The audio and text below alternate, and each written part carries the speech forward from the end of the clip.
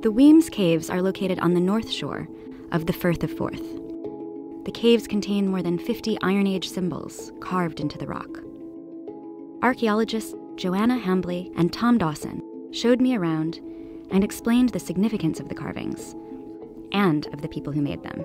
The Weems Caves are incredibly important because they contain the largest number of Pictish symbols carved in one place in Scotland and therefore anywhere in the world.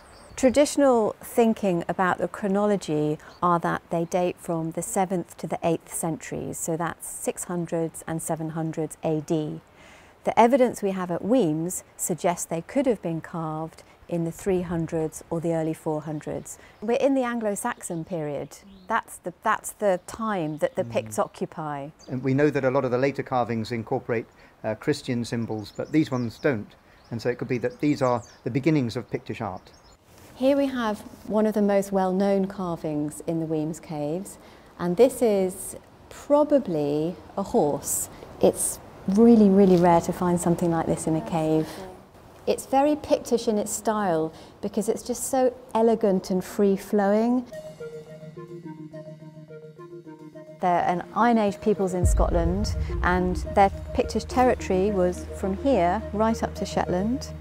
We know very, very little about them. In fact, we know hardly anything about them. We're on the Firth of Forth, and we're looking straight across the water, and on the other side, they were the non-Picts. And so these caves may be important because the people were putting the symbols there, perhaps sending a message out to their foes or their enemies on the other side of the water. Until we find the Rosetta Stone, where you've got the Pictish symbols and then a bit of Latin saying the same thing, we just have no idea exactly, specifically what they were saying.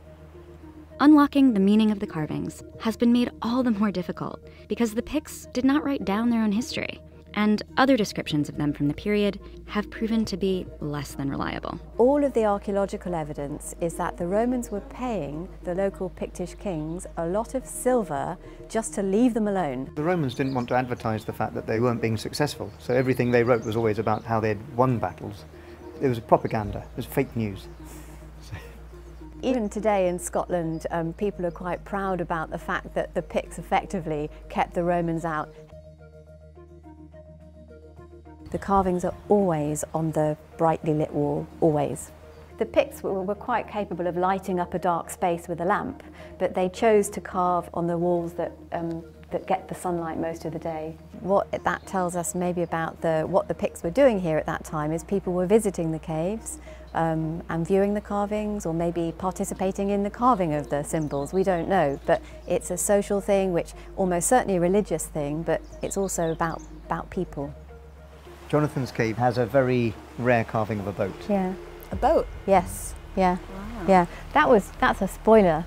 Yeah. Usually, if we're talking about these caves being churches, this is our church, I'm sure. And if I shine my torch up, can you see in that flat piece of rock, here's one end of it, all the way along, and there's the other end of it. And then we've got 1, 2, 3, 4, 5 oars, and then a steering oar at the back here. We could well be looking at the earliest depiction of a boat in Scotland here. You could almost imagine it coming off the wall and sailing out of the cave mouth. Yeah. Of the 5 caves that were known to contain carvings, only 3 remain today. These last few caves are also at risk of being lost due to a variety of factors. We're in quite a developed part of Scotland, so there are houses and roads and infrastructure all around the coast, and that means that sediments that before would have been just flowing through rivers or being eroded from beaches and going out into the sea, they've been cut off. So if you take the sediment out of the system and lock it up on the land, you end up with quite severe erosion in some places, and that's what's happening at Weems. Erosion happens in events. It's more likely to happen in a storm. So you might lose a metre after one storm. And if you have 5 storms in a year, then that's a lot of land. And now the sea is getting ever closer to the caves themselves. An old car was pushed into this cave here and set alight, and you can still see the blackened roof of the cave now. Lovely carvings, some of the best Pictish beasts we had in these caves, and they were totally lost in a moment.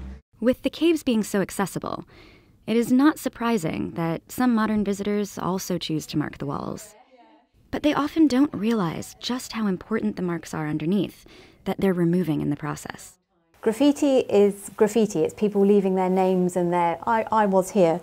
Its intention isn't to damage or destroy. So if someone comes along and like gouges out a carving or just, you know, that's a damaging act. And this is not a damaging act. This is an act of recording.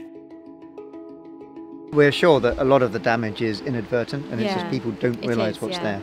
So if we can let people know what's there, they're more likely to protect it. Yeah. A small army of local volunteers has been working hard to protect the caves and to raise awareness of the importance of the carvings that they house. New recording methods have been used to allow the public to virtually explore the caves and the symbols. We've done laser scans, so we know exactly what the caves look like now, their condition, and what the entire coastline here looks like, so we can come back in the future and see how much has disappeared. We've also made these virtual models where you can move your mouse around on your computer, and it's as if you've got a torch and you're shining your torch around. The 50 or so remaining carvings have survived for some 1,600 years. Joanna and Tom accept that certain factors that could one day destroy the ancient artworks cannot be held off forever. But through careful documentation and by encouraging local people to take ownership of their heritage, these symbols have a fighting chance.